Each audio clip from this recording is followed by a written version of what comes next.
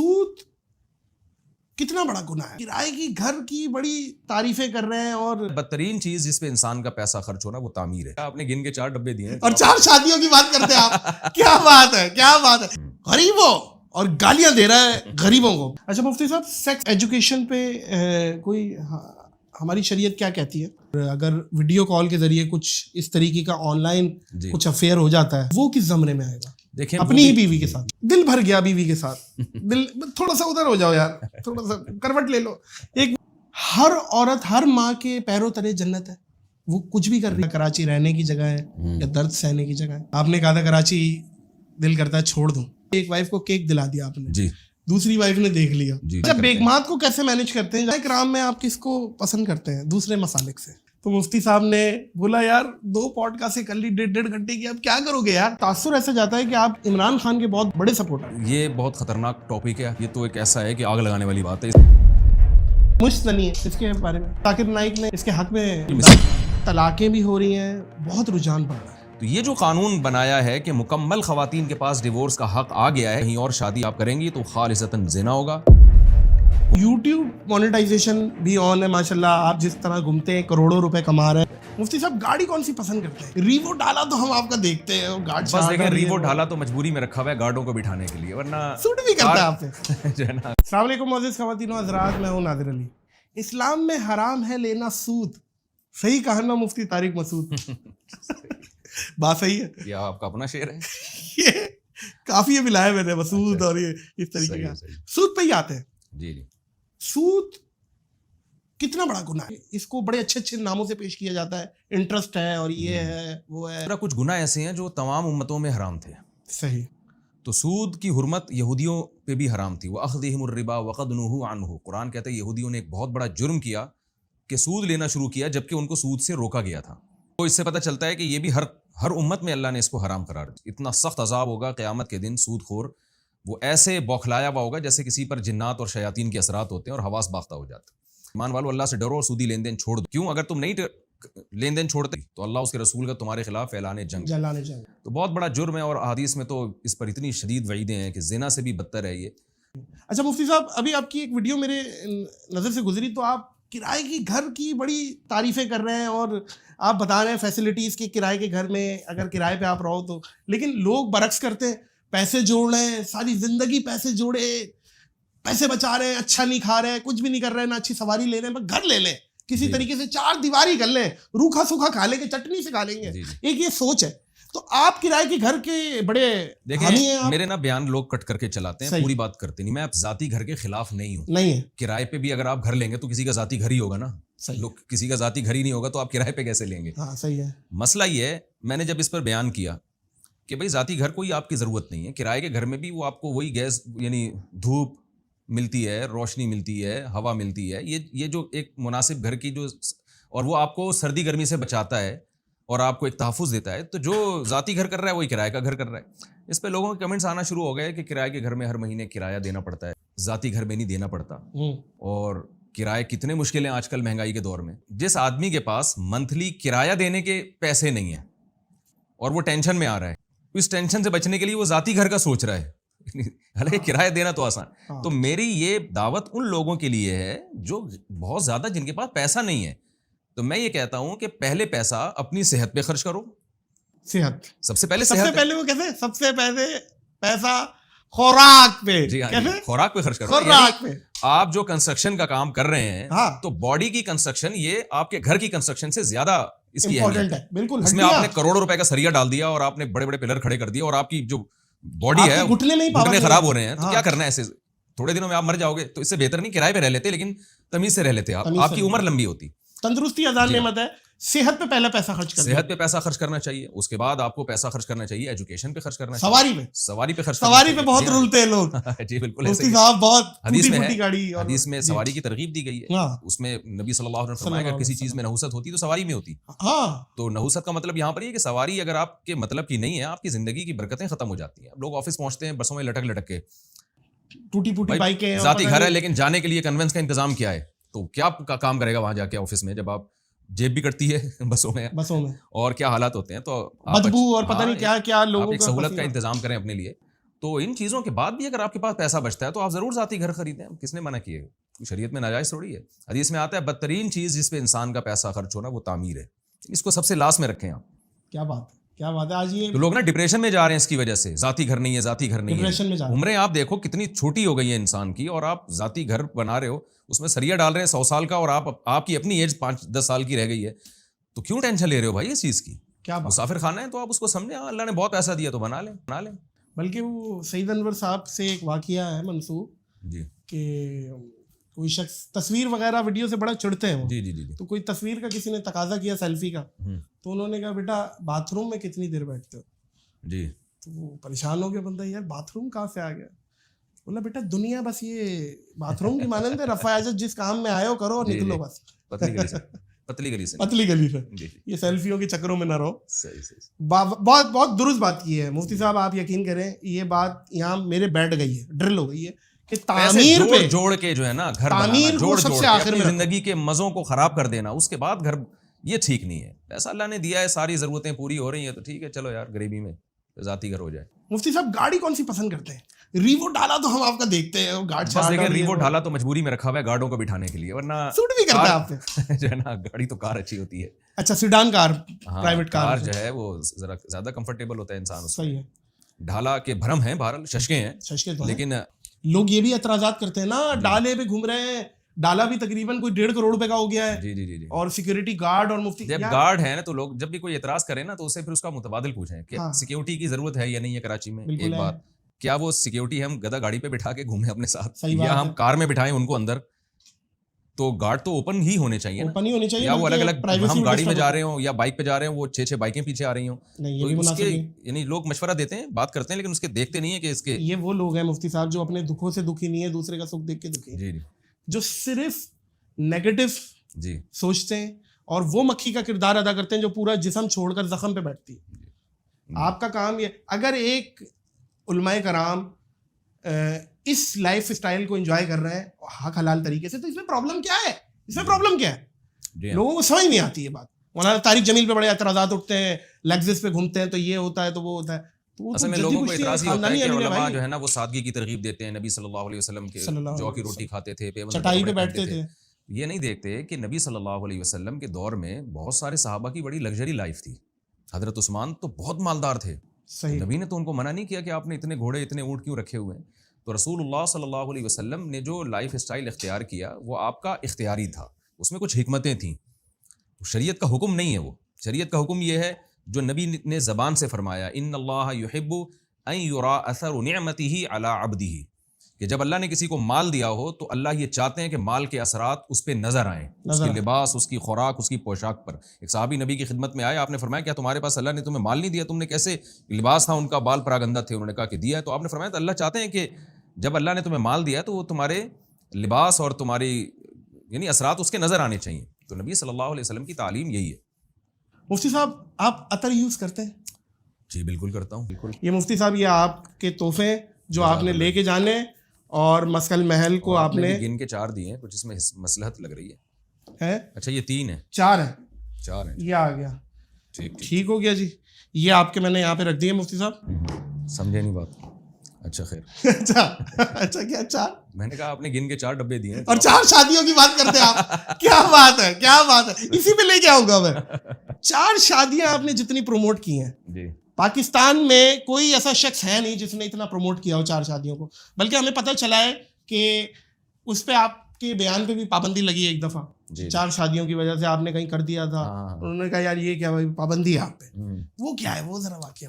دیکھیں یہ 2004 میں نا اس پہ میں نے بات کرنا شروع کی تھی کہ میں دیکھتا تھا کہ خاندان میں بھی، اور چونکہ میں مدرسے سے فارغ ہوا تھا، مسجد میں نماز بھی پڑھاتا تھا، تدریس بھی کرتا تھا، لوگ مسائل لے کے آتے تھے. ہر دوسرے گھر کا مسئلہ کہ بچی کی شادی نہیں ہو رہی، بیٹی کے رشتے کے لیے دعا کریں. جبکہ ہم عرب میں دیکھتے تھے کہ وہاں کبھی ایسا نہیں ہوتا کہ بچی کی شادی کے لیے کوئی رابطہ کرتا ہو علماء سے.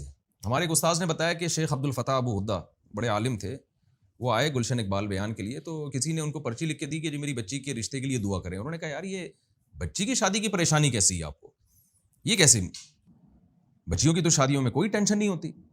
پھر ہم نے سیرت کا مطالعہ کیا, ہمیں نہیں, مجھے نہیں کہیں کوئی حدیث ملی کہ کوئی صحابی نبی کی خدمت میں آئے ہوں کہ میری بچی کے لیے دعا کریں کوئی اچھا رشتہ ہو مل جائے. تو کون سے اس معاشرے میں اور ہمارے معاشرے میں فرق تھا کہ وہاں بچی کی شادی کوئی مسئلہ ہی نہیں تھا, اور ہمارے ہاں بچی پیدا ہوتے ہی ماں باپ کو فکر ہو جاتی ہے کہ ٹینشن میں آنا شروع ہو جاتے ہیں, رشتوں کی تلاش. اور یہ کنواری لڑکیوں کی بات کر رہا ہوں, طلاق یافتہ بیوہ تو اس سے اور مسئلہ ہے. تو میں اس نتیجے تک پہنچا کہ سپلائی اور ڈیمانڈ کا جو اصول ہے نا, کہ جتنی اللہ نے مرد میں عورت کی ڈیمانڈ رکھی ہے, اسلام دین فطرت ہے, فطرت اللہ التی فطر الناس علیہ, اسلام اور نیچر ایک ہی چیز کے دو نام ہے. مرد کی نیچر ہے زیادہ بیویاں رکھنا, اللہ عورت پیدا کرے گا, اور تعداد میں بھی شاید مرد کم ہے عورتیں زیادہ. اگر مرد برابر بھی ہے نا تو بھی کوئی فرق نہیں پڑتا. مردوں میں ڈیتھ کا ریشو بہت زیادہ ہے, مردوں میں نااہلی کا ریشو زیادہ ہے. ہر مرد نکاح کے قابل نہیں ہوتا, ہر عورت نکاح کے قابل. چرسی, ہیروئن چی, شرابی آپ کتنے دیکھیں نا سوسائٹی میں, یہ کمارے ہی اللہ نے ان کو کمارا رہنے کے لیے پیدا کیا. مرد مرتا بھی زیادہ ہے, مرتے زیادہ ہیں وہ تو. اٹیک آپ سے ہم نے سنا تھا کوئی قبرستان میں, جی قبرستان میں 100 قبریں ٹاپ دیں تو ایک قبر آئی ہے کوئی مختارہ بی بی, عمر 90 سال, وجہ موت قتل. جی پھر بھی قتل ہوئی ہے, خود نہیں بھری ہے. آگے دیکھیں تو یہ تو مرد تو بیچارہ پتہ ہے ڈپریشن, نہیں حادثاتی جو اموات ہیں, جنگوں میں ہلاکتیں. جب یہ جنگ عظیم میں یورپ میں جو مردوں کا قحط پڑ گیا تھا, اتنے مرد ہلاک ہوئے تھے, تو اس وقت وہاں تحریکیں چلی تھیں کہ مردوں کو زیادہ شادیوں کی اجازت دی جائے, اور اسلام کا بھی انہوں نے ریفرنس دیا کہ یورپ کو آنا پڑے گا اسلام کی طرف, لیکن انہوں نے اس کو پروموٹ نہیں کیا. آج ان کی سوسائٹی دیکھیں, فیملی سسٹم ہی تباہ و برباد ہو گیا. تو ہمیں دوسری قوموں سے عبرت حاصل کرنی چاہیے. جو اتنے لڑکیوں کے گھروں میں مسائل ہو رہے ہیں, بھائی اس کا حل یہی ہے کہ مرد زیادہ شادیاں کریں, تو یہ مسائل ختم ہوں گے لڑکیوں کے. ورنہ یہ مسائل بڑھتے بڑھتے بڑھتے یہ ہمارا بھی فیملی سسٹم تباہی کی طرف جا رہا ہے. اس لیے میں اتنا اس پہ, اور میں اس میں بہت کانفیڈنٹ ہوں اس میں, اور بہت ہی کانفیڈنٹلی میں یہ بات کرتا ہوں, کانفیڈنس کے ساتھ بات کرتا ہوں کہ مجھے اس پر پورا شرح صدر ہے, اطمینان ہے کہ خواتین کے جو مسائل ہیں ان کا واحد حل یہ ہے کہ مردوں کو زیادہ شادیاں کرنی چاہیے, ان پر ان کے حقوق بھی ادا کریں. تو یہ بہت ضروری ہے سوسائٹی میں. لوگ مجھ سے آگے پوچھتے ہیں کہ مجھے تو ضرورت نہیں ہے دوسری شادی کی. میں کہتا ہوں آپ کو نہیں ہے, قوم کی عورتوں کو ضرورت ہے بھائی, آپ کو ضرورت نہیں, سوسائٹی کو ضرورت ہے. تو اس ضرورت کو سامنے رکھنا چاہیے. اچھا مفتی صاحب, ایک نیا فتنہ سا ایک سوشل میڈیا پہ چل رہا ہے, غریبوں اور گالیاں دے رہا ہے غریبوں کو بلا وجہ نا, مطلب ایک سمجھانے کا ایک طریقہ ہے. جی, یہ جو صاحب غریبوں کو گالیاں دے رہے ہیں نا, اس سے اصلاح نہیں ہو رہی. موٹیویشن کا یہ ایک ایسا طریقہ ہے جس سے غریب ڈپریشن میں جائے گا, موٹیویشن احساس کمتری میں جائے گا. ایک تو غریب ہے, آپ اس کو اوپر سے بغیرت بھی کہہ رہے ہیں. موٹیویشن کا وہ طریقہ جو اسلام نے بتایا ہے, المؤمن القوی احب الی اللہ من المؤمن الضعیف. نبی نے فرمایا طاقتور مومن کمزور سے اللہ کو زیادہ محبوب ہے. تو طاقت کی کوشش کرو. طاقت جسمانی لحاظ سے بھی ہوتی ہے, اکنامکلی بھی انسان کو مضبوط ہونا چاہیے. ساتھ ساتھ یہ بھی بتا دیا کہ رزق کے خزانے اللہ کے ہاتھ میں, جس کے لیے چاہتا ہے رزق بڑھا دیتا ہے, جس کے لیے چاہتا ہے یقبض کم کر دیتا ہے. یہ اللہ کی تقسیم ہے. تو تم نے کوشش کرنی ہے.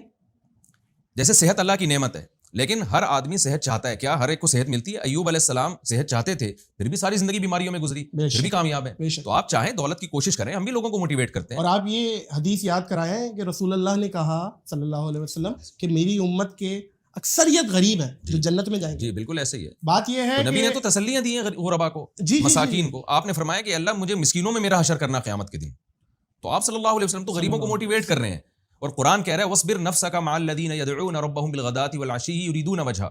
کہ نبی ان مسکینوں غریبوں کے ساتھ اپنے آپ کو بٹھائیں جو صبح شام اللہ کو پکارتے ہیں, کیونکہ مشرکین ان کو تانے دیتے تھے کہ یہ اگر حق پر ہیں تو یہ غریب کیوں ہیں. مشرکین عبداللہ بن مسعود, حضرت ابو ہریرہ ان لوگوں کو تانے دیتے تھے, ہاں اصحاب صفہ کو, کہ یہ غریب لوگ ہیں تو یہ اگر یہ عقل مند ہوتے ہیں تو پیسہ کیوں نہیں ہے ان کے پاس, ہمارے پاس عقل ہے, ہم نے پیسہ کمایا. تو قرآن نے کہا کہ آپ نے ان غریبوں کو چھوڑنا نہیں ہے, آپ نے ان کے ساتھ بیٹھنا ہے. تو یہ جو موٹیویشن کا طریقہ ہے. اور پھر یہ بھی ہے کہ جو اس طرح کی بڑی بڑی باتیں کرتے ہیں نا, غریبوں کو نیچا دکھاتے ہیں, تو مشاہدہ یہ ہے, تجربہ یہ ہے کہ اللہ کی طرف سے ان کو سزا ملتی ہے. 2 منٹ لگتے ہیں, اللہ کی نظر ہٹ گئی نا تو یہ انسان جو ہے وہ جھونپڑے میں آ جاتا ہے, اور جھونپڑے کے قابل بھی نہیں رہتا, روڈ پہ آ جاتا ہے. ایک وہ کریکٹر کر رہا ہے کہ بھائی وہ میں اتنا مالدار ہوں, ہے نہیں ایسا. اور اگر وہ ہے بھی تو بھائی تیرا پیسہ ہے, تو جانے دوسرے کو کیوں ڈسٹرب کر. ہمارے یونیورسٹیز کے بچے احساس کمتری کا شکار ہو گئے یار, اور اس کی گالیوں سے انسپائر ہو رہے ہیں. میرا بھانجا یونیورسٹی میں پڑھتا ہے, اس نے مجھے بہت دفعہ آ کے بتایا کہ لڑکے ڈپریشن میں جا رہے ہیں اس وجہ سے. پہلے ہی پاکستان کے حالات آپ دیکھیں کیا چل رہے ہیں, اوپر سے آپ ان کو تسلیاں دینے کے بجائے اور ڈپریشن میں گالیاں دے کے. تو موٹیویشن, میں اکثر کہتا ہوں there are 2 types of غریبs.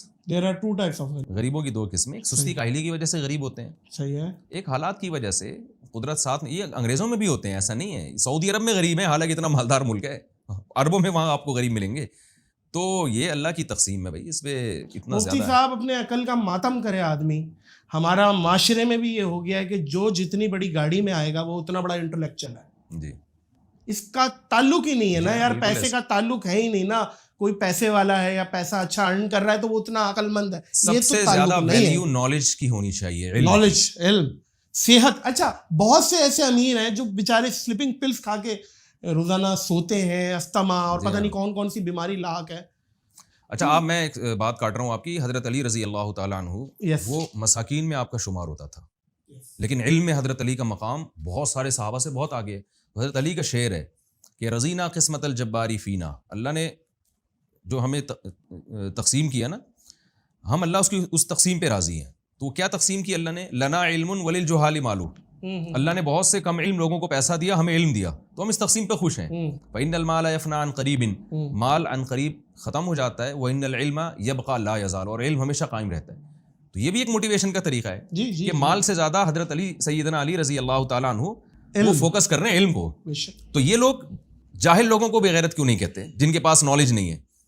یہ کم علم لوگوں کو گالیاں کیوں نہیں دیتے موٹیویشن کے لیے؟ اس کو بھی نہیں دینی چاہیے, ویسے دینی تو اس کو بھی نہیں چاہیے, لیکن ایک مثال بات ہے, صحیح بات. دولت میں علم تو بڑی دولت ہے نا.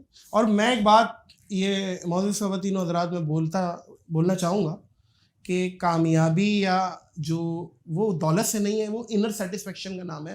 اگر آپ اندر سے خوش نہیں ہیں تو آپ جتنا بھی پیسے والے ہیں آپ خوش نہیں رہ سکتے یار. جی جی, اقنا بما رزقک اللہ تکن اغنى الناس. نبی صلی اللہ علیہ وسلم نے فرمایا جو اللہ نے تمہیں دے دیا اس پہ قناعت کرو تو تم سب سے زیادہ مالدار ہو جاؤ. واہ واہ, جو حاصل ہے اسے قبول جو کر حاصل لو, ہے اس کو سمجھو کہ یہ اللہ کا دیا بہت کچھ ہے, تو تم سب سے زیادہ مالدار ہو گے. واہ, کیا کہہ رہے ہیں, کیا کہہ رہے ہیں. اچھا مفتی صاحب, کمنگ ٹو دا 4 شادیاں اگین, اور طلاقیں بھی ہو رہی ہیں, بہت رجحان بڑھ رہا ہے. طلاقوں کی بہت ساری وجہ ہیں. جی, کوئی مردانہ کمزوری کی کسی کو پرابلم ہے, اس کی بنیاد پہ طلاق ہو گئی ہے. فائنینشلی ہسبینڈ کرائسس میں ہے تو پیچھے سے سسرال والوں نے دیکھا کہ نہیں کر پا رہا, جی جی لے لو. یہ بھی پیسہ بھی بہت بڑی وجہ ہے. جی, پھر اس کے بعد آج کل کورٹ پہ میں آؤں گا کہ کورٹ یہ جو خلا دے رہا ہے, جی اس کی شریعت میں کیا؟ دیکھیں, یہ جنرل مشرف نے بہت ہی غلط ایک اقدام کیا تھا. اپنی آمریت کا ایک ناجائز فائدہ اٹھا کے لا بنا دیا کہ عورت جب بھی کورٹ میں جائے گی, کوئی معقول ریزن ہو یا نہ ہو, جج پابند ہے اس کو خلا کی ڈگری دینے پر. اس سے یہ زنا کا دروازہ کھل گیا, کیونکہ اسلام میں طلاق کا اختیار مرد کے پاس ہے, اور خلا یہ ایک ایگریمنٹ ہے, اس میں جب تک مرد راضی نہ ہو خلا نہیں ہوتا. صحیح بخاری میں اول خلع فی الاسلام, اسلام میں سب سے پہلے خلا کا واقعہ.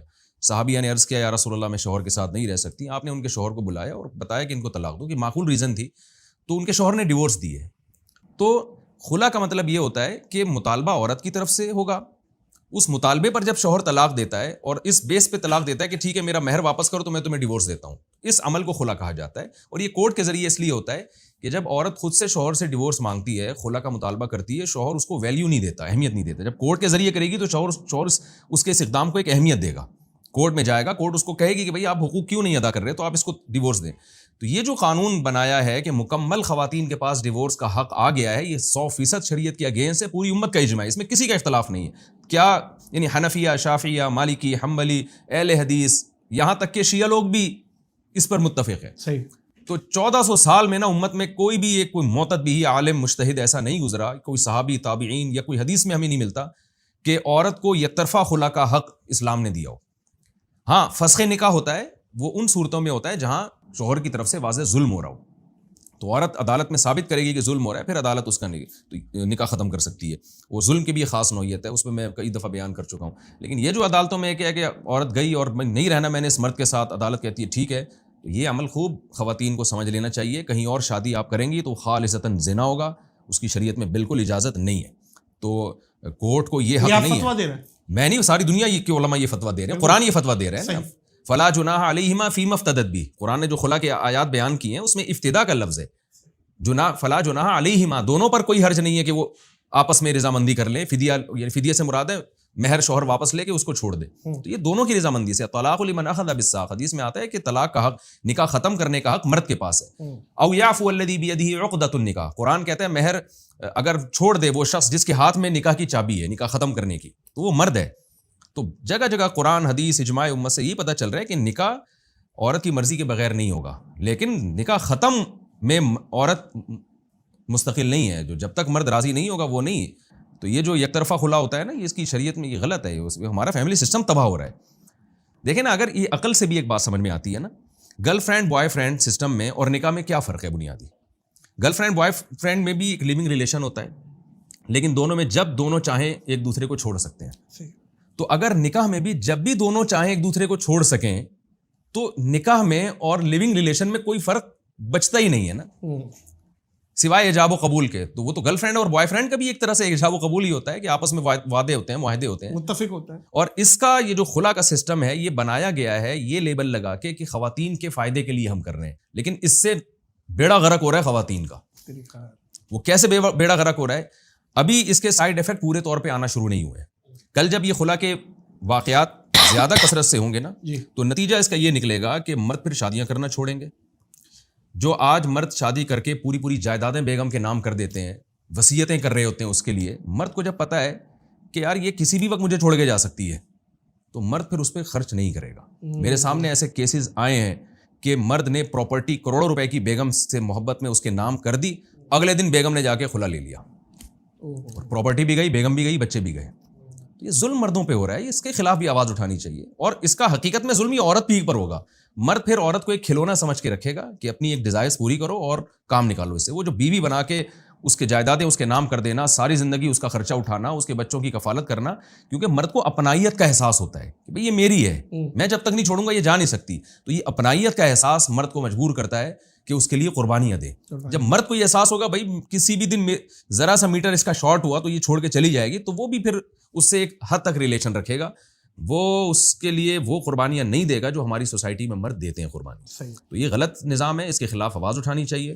اور پھر اگلا مرحلہ اس سے یہ ہے، میں ایک آپ کو واقعہ سناتا ہوں. خاتون نے ایک مرد سے شادی کی، ایک بچہ ہوا، کورٹ سے جا کے خلا لیا، بچے کا خرچہ 18 سال کی عمر تک بنوا لیا، اپنا عدت کا خرچہ بنوا لیا. پھر اگلی شادی کی کسی اور مرد سے، اس سے بچہ ہوا، اس سے کورٹ سے کھلا لیا، ادھر بھی 18 سال تک اس بچے کا بھی خرچہ. محترمہ کا بزنس ہے یہ. اور ایسی بہت ساری عورتیں ہیں جو یہ دھندا بنا لیا انہوں نے، فیڈنگ گراؤنڈ بنایا. اور مرد ایسے ڈپریشن میں جا رہے ہیں نا. اس وقت 300 مردوں کو تو میں جانتا ہوں، آپ کہیں میں ان کو بلا لوں، جو اس عذاب میں مبتلا ہیں کہ یار ہم سے بیوی بھی گئی، بچہ بھی گیا. اور کورٹ ظلم کیا کر رہی ہے، سارا خرچہ بچے کا باپ کے ذمہ ڈال رہی ہے، لیکن بچے کی تعلیم ماں کی مرضی کی، تعلیم باپ کی مرضی کی. یہاں تک ہے 10 سال کا بچہ ہو گیا اور ماں نے اس کی تربیت یہ کی ہے کہ میں بڑا ہو کر اپنے باپ کو قتل کروں گا. ماں اس کے دماغ جو بنا رہی ہے نا، وہ یہ بنا رہی ہے کہ تمہارا باپ ایسا تھا ایسا تھا، اور خرچہ ابھی بھی باپ دے رہا ہے. اس سے بڑا الو کا پٹھا کون ہوگا یار، آپ بتاؤ. تو یہ جو بیچارہ جس کو میں نے پیار سے الو کا پٹھا کہا ہے نا، جو ساری زندگی خرچہ بھی بچے کا اٹھائے گا، جبکہ ماں کے پاس مکمل بچہ رہے گا. مائیں پھر اس بچے کا ذہن باپ کے خلاف کر رہی ہیں، تمہارا باپ ایسا تھا، کیونکہ اپنا الو اس نے بہرحال سیدھا کرنا ہے ماں نے نا، کہ میں نے، بچہ پوچھے گا نا ماں آپ نے کیوں طلاق لی، تو ظاہر ہے وہ پھر ہمارے یہاں طلاق کے بعد تو ایک دوسرے پر جھوٹے الزامات لگتے ہیں ہماری سوسائٹی میں. تو وہ ذہن بچے کا خراب کر رہی ہے، اور بچہ کہہ رہا ہے کہ میں بڑا ہو کر اپنے باپ کو قتل کروں گا. خرچہ پھر بھی کون دے رہا ہے، جس کو میں نے پیار سے ابھی کیا کہا ہے، الو کا پٹھا، وہ خرچہ دے رہا ہے. اور پھر اگر وہ خرچہ نہیں دیتا اس کو جیل ہو جاتی ہے. تو یار یہ آپ خواتین کے حقوق کے نام پہ مردوں کے ساتھ کیا زیادتی کر رہے ہیں. لیکن میں بتا رہا ہوں اس میں زیادتی کل عورت کے ساتھ ہوگی. مرد یورپ میں جیسے مردوں نے عورت سے ہاتھ کھینچ لیا ہے نا، ایسے ہی ہماری سوسائٹی میں بھی مرد ہاتھ کھینچ لیں گے کہ یار یہ شادی بیاہ کے بکھیڑوں میں مت پڑو. جب ایسے واقعات آئیں گے نا، وسیم نے شادی کی تھی اس کے ساتھ یہ ہوا، غفار نے شادی کی تھی اس کے ساتھ یہ ہوا، تو آدمی کہے گا یار سیکسول ریلیشن قائم کرو عورت کے ساتھ. ایک جانوروں کی طرح جیسے گدھے گھوڑے ہوتے ہیں، فزیکل ریلیشن تو ہوتا ہے، کوئی نکاح کے بندھن میں نہیں پڑتے، وہ ٹینشنیں نہیں اٹھاتے، تو انسان بھی گدھے گھوڑے بن جائیں گے تھوڑے دنوں میں. تو ہماری عدالتوں کو خوف کرنا چاہیے، ہماری اسمبلیوں کو اس پہ آواز اٹھانی چاہیے کہ یہ جو زنا کا دروازہ عدالتی خلا کے نام پہ بدکاریوں کا دروازہ عدالتوں نے کھول دیا ہے، اس دروازے کو بند کیا جائے. میں آخری بات اس میں ایک جملہ کہوں گا کہ ججز جو خواتین کو طلاق دیتے ہیں ان سے میں یہ اپیل کروں گا کہ آپ صرف اپنی بیوی کو طلاق دے سکتے ہیں، آپ دوسروں کی بیویوں کو طلاق دینے کا آپ کے پاس کوئی رائٹ نہیں ہے. تمام آسمانی مذاہب میں، یہ یہودیت میں بھی ہے، عیسائیت میں بھی اور اسلام میں بھی ہے. تو جج صرف اپنی بیوی کو ڈیورس دے سکتا ہے، کسی اور کی بیوی کو ڈیورس دینے کا حق جج کے پاس نہیں ہے، سوائے چند صورتوں کے جہاں واقعی ظلم ہو رہا ہو. جہاں ظلم ہو رہا ہے تو وہاں تو ہم بھی اس کے قائل ہیں کہ بھائی فسخ نکاح کا راستہ آپ کے پاس ہے، لیکن جہاں ظلم ہو اور عورت اس ظلم کو ثابت کرے. خواتین یہ بھی کہتی ہیں اگر ہمارے پاس گواہ نہیں ہم ظلم کیسے ثابت کریں. تو دیکھیں دنیا میں کوئی بھی جرم دلیل کے بغیر نہیں ہوتا. یہ تو ایسے کوئی بھی کسی پہ الزام لگا دے فلاں چور ہے, تو دلیل کے بغیر تو نہیں. عدالتوں میں تو کوئی نہ دلیل سنی جاتی ہے نہ بس عدالت پوچھتی ہے آپ نے رہنا ہی نہیں رہنا. تو شادی ہوئی, اب وہی بات ہے, تھوڑا سا مرد بے روزگار ہو گیا تو کسی نے پیسوں کی آفر دی, وہاں چلی گئی. تو یہ غلط ہو رہا ہے. نہیں مفتی صاحب یہ بہت بڑا پوائنٹ آپ نے. اچھا میں سوری بات کاٹ رہا ہوں آپ کی, میں مانتا ہوں کہ بہت سے مرد ظالم ہیں, تو ہم ان کو سپورٹ نہیں کر رہے ہیں, بالکل صحیح بات, لیکن یہ جو آپ نے اس ظلم کو روکنے کے لیے چوپٹ دروازہ کھول دیا ہے نا, نکاح کو ختم کرنے کا مکمل حق دے دیا ہے, اکارڈنگ ٹو اسلام یہ زنا کا دروازہ کھولنے کے علاوہ اس کا کوئی مطلب نہیں ہے. تو آپ چھوڑ دیں اسلام کو. بھائی میں تو جب خواتین پوچھتی ہیں نا کہ ہم نے کورٹ سے خلا لیا, اور جب ہم ان کے ڈاکومنٹس پڑھتے ہیں تو ہم کہتے ہیں تو کوئی معقول وجہ نہیں بنتی یہاں خلا کی, کوئی ایسی ریزن نہیں ہے خلا کی. تو وہ کہتی ہیں نہیں میں نہیں رہنا. تو میں ان سے کہتا ہوں آپ اسلام چھوڑ دو, آپ یہ وصیت کرو مجھے مسلمانوں کے قبرستان میں دفن نہ کیا جائے. تو اسلام کو اگر آپ فالو کرو گی تو آپ کا یہ عمل زنا ہی کہلائے گا اگر آپ کہیں اور شادی کرتی ہے. تو اس زنا پہ آپ نکاح کا لیبل مت لگائیں, زنا کو زنا سمجھ کے کریں, اس میں نکاح کا لیبل مت لگائیں. تو کوئی بات نہیں, جہاں دنیا میں اتنے سارے غیر مسلم ہیں, 2-4 اور ہو جائیں تو, لیکن اسلام کو خود چینج کرنے کی کوشش نہ کی جائے. اچھا مفتی صاحب سیکس ایجوکیشن پہ کوئی ہماری شریعت کیا کہتی ہے کہ اپنی اولاد کو سیکس ایجوکیشن دو, اور جیسے ایک مسٹربیوشن ہے, مشت زنی کرنا, اور وہ ایک ظاہر ہے 30 سال کی عمر میں 28 سال کی عمر میں شادیاں ہو رہی ہیں اور پھر یہ حرکتیں ہو رہی ہیں. تو اس کو اگر والدین پہلے ہی اپنی اولادوں کو بتائیں اس کے نقصانات اور ساری چیزیں اور ڈرایا جائے تو شاید اس پہ, لیکن ہمارے والدین تھوڑا سا معیوب سمجھتے ہیں اس پہ. آپ بتائیں کہ شریعت ایجوکیشن ایک مبہم سا لفظ ہے, ٹھیک ہے, اس میں بہت وسیع مفہوم ہے. ایک تو وہ جو ہے یورپ کے ہیں, وہ تو پتہ نہیں کیا کیا بےہودیاں سکھا رہے ہوتے ہیں بچوں کو, جی ہے نا, اسی سے بندہ وہ تو وقت سے پہلے ہی بالغ ہو جاتا ہے بچہ. تو ایک ایجوکیشن کا مطلب یہ ہے کہ بچوں کو بتا دیا جائے کہ بھائی یہ بھی ایک باڈی کی ایک ریکوائرمنٹ ہے, تو اس میں ایک غلط ہے اور ایک صحیح ہے. تو اتنا گائیڈ تو کر دینا چاہیے بچوں کو. تو ماں باپ عام طور پہ کر دیتے ہیں, ورنہ وہ بچہ باہر دوستوں سے اوٹ پٹانگ چیزیں, آپ کو پتہ ہے ہم نے بھی اسکول میں ٹائم گزارا ہے, آپ نے بھی پتہ نہیں کیا کیا باتیں مشہور ہوتی ہیں, بچے پھر بگڑتے ہیں اس سے ایسے ہی. اور اس زمانے میں تو جب ٹین ایجز ہوتے ہیں نا اور نئے نئے بالغ ہوتے ہیں تو اس میں بڑا تجسس بھی ہوتا ہے, تجسس ہوتا ہے کہ بھائی پھر وہ لڑکے چسکے لے کے الٹی چیزیں نا کلاس فیلوز کو, اور جو جتنی الٹی پھینکے گا جو کلاس فیلوز ہیں اس کی بات اور غور سے سن رہے ہوتے ہیں. ہاں کچھ تو ڈپریشن کے مریض بنا دیتے ہیں, کچھ نفسیاتی مریض بنا دیتے ہیں لڑکوں کو. وہ حکیم لوگ کرتے ہیں نا اس طرح کی اٹھ پٹانگ باتیں کہ جی وہ ایک قطرہ جو ہے منی کا وہ خون کے 100 قطروں سے مل کے بنتا ہے, اس طریقے سے. ہم نے یہ بات بچپن میں سنی ہے, میں نے بھی سنی ہے. تو اب اس میں لڑکے اتنے ڈپریشن میں, جس کو ایک دفعہ نائٹ فال ہو گیا وہ کہہ رہے یار 100 بوتلیں تو میری نکل گئی خون کی. تو وہ اس طرح کی چیزیں یہ پھر یہ بھی غلط العام ہے. ہاں, تو اس میں یہ ہے کہ اس طرح کی چیزیں تو بہرحال گائیڈ کرنی چاہیے بچوں کو, لیکن اس سے آگے جو ایک لمٹ کراس کرنا جو سیکس ایجوکیشن کے نام پہ بےہودگی پھیلائی جا رہی ہے. بےہودگی نہیں, اچھا یہ پھر یہ جو مشت زنی ہے, جی اس کے بارے میں دیکھیں یہ ناجائز عمل ہے, ناجائز حرام عمل ہے. جی اچھا اس پہ ڈاکٹر ذاکر نائک نے اس کے حق میں مسٹیک ہوئی ہے, بہت بڑی مسٹیک ہوئی. اصل میں وہ ڈاکٹر بھی ہیں, ساتھ ڈاکٹر بھی ہیں. تو ڈاکٹر جو بہت سے ڈاکٹر اس کو پروموٹ کرتے ہیں, کہتے ہیں اسٹریس کا علاج ہے, ڈپریشن کا علاج ہے. حالانکہ یہ اسٹریس بڑھاتا ہے یہ عمل. یہ ایسے ہی ہے جیسے آپ اسٹریس میں تھے اور آپ نے چرس پی لی تو اسٹریس ختم ہو گئی, ٹھیک ہے, تو اس کے بعد تھوڑی دیر کے بعد آپ کو اسٹریس اور بڑھے گی, دوبارہ پینی پڑے گی. آپ اس کا حل یہ تھا اس اسٹریس پہ کنٹرول کریں تو آپ کا پھر بار بار دماغ ادھر نہیں جائے گا. صحیح ہے. تو نوجوانوں میں ایک ڈیزائر پیدا ہوتی ہیں, شادی وادی کرتے نہیں وہ, تو اس طرح سے اسٹریس ختم کرتے ہیں. تو اسٹریس ختم نہیں ہوتی, پھر بار بار ان کو چاہت ہوتی ہے, بار بار چاہت ہوتی ہے, تو اس سے وہ مینٹلی بھی ڈسٹرب ہوتے ہیں اور فزیکلی بھی ان کی باڈی کے لیے نقصان دہ. میں یہ بتاتا چلوں کہ ہمارے یہاں پاکستان میں ڈاکٹر اس کو پروموٹ کر رہے ہیں اور کہتے ہیں اس کا باڈی کو کوئی نقصان نہیں ہے, تو یہ بات غلط ہے. آپ ڈاکٹروں کی ریسرچ سنیں, بہت سے ڈاکٹر اس کو کہتے ہیں کہ یہ نقصان دہ ہے, ہر چیز کی زیادتی نقصان دہ, بالکل, تو یہ نقصان دہ عمل ہے, بالکل ایسے. تو اس لیے چند ڈاکٹروں کی کبھی تحقیق نہ. انڈیا میں بہت سے ڈاکٹر ہیں جو اس کی بہت خلاف ہیں, ان کی بڑی ریسرچ ہے کہ اس سے آپ کی صحت, آپ کے جسم کی پروٹین ضائع ہوتے ہیں, اور خاص طور پہ جو ٹین ایجز لڑکے ہیں 13 سال سے لے کے 18 سال جس میں آپ کے جسم کی گروتھ ہو رہی ہے, تو اس میں آپ یہ کام کرنا شروع کر دیں, مینٹلی تو بہت ہی ڈسٹرب ہوتے ہیں. دیکھیں لوط علیہ الصلوۃ والسلام کی قوم لڑکوں سے بدفعلی کرتی تھی, فزیکلی کیا کوئی نقصان تھا ان کو؟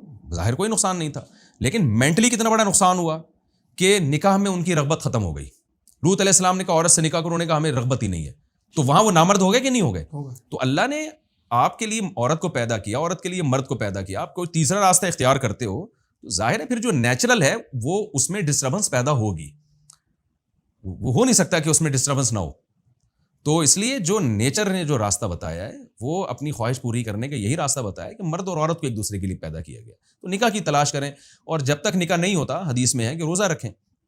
اگر ہینڈ پریکٹس کی اسلام میں تھوڑی سی بھی گنجائش ہوتی نا, تو حضرت عثمان ابن مظعون رضی اللہ تعالیٰ عنہ فرماتے ہیں کہ میں نے نبی صلی اللہ علیہ وسلم سے پوچھا کہ ہم سفر میں ہوتے ہیں اور ہم سے اپنی بیویوں سے دوری برداشت نہیں ہوتی, تو آپ ہمیں اجازت دیں کہ زنا سے بچنے کے لیے ہم اپنے آپ کو خصی کر لیں تاکہ یہ خواہش ہی ہمیشہ کے لیے ختم ہو جائے.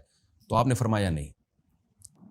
اگر ہینڈ پریکٹس کی اجازت ہوتی تو سید الانبیاء ذرا سا اشارہ کر دیتے کہ ایک صحابی جو اپنے آپ کو مردانہ قوت ہی ختم کرنے کے لیے تیار ہیں, اتنے ڈسٹرب ہیں, تو ان کے لیے آسان راستہ نہیں تھا کہ وہ اس طرح سے اپنی خواہش پوری کر لیں. لیکن نبی صلی اللہ علیہ وسلم نے اس کی اجازت نہیں, فرمایا تزوجو, نکاح کرو تم.